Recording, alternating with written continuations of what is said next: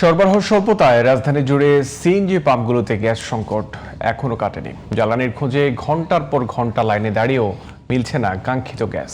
সেই সাথে বন্ধ রয়েছে বেশ কিছু সিএনজি পাম্প, আর যে কয়েকটি খোলা রয়েছে তাতেও গ্যাসের চাপ কম থাকায় পরিবহনের লাইন 6 থেকে 8 ঘন্টা দীর্ঘ হচ্ছে।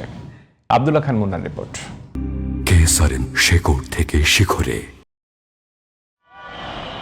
রোববারও রাজধানীর বিভিন্ন পাম্পে সিএনজি স্টেশনে দেখা গেছে গ্যাসের জন্য দীর্ঘ সারি। ঘন্টার পর ঘন্টা লাইনে দাঁড়িয়ে থেকে গ্যাস না পেয়ে মানসিকভাবে বিপর্যস্ত হয়ে পড়েছেন চালকেরা।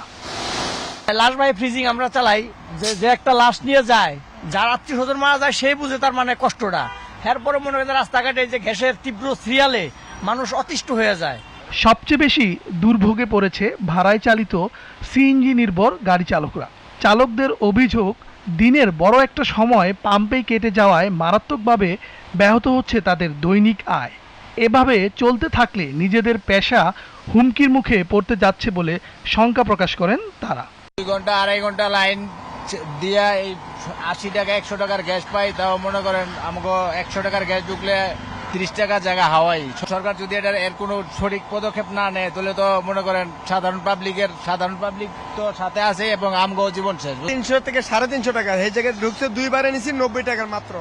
এদিকে দ্রুত এই সংকট নিরসনে সংশ্লিষ্ট কর্তৃপক্ষের কার্যকর পদক্ষেপ নেওয়ার দাবি ভুক্তভোগী ও পরিবহন শ্রমিকদের। কি করবো রে ভাই, আমাদের যে অবস্থা বলছি, অনেক মুহূর্তে বসে আছি, মানে বলা যাচ্ছে না, এত কষ্ট পাচ্ছি ভাই।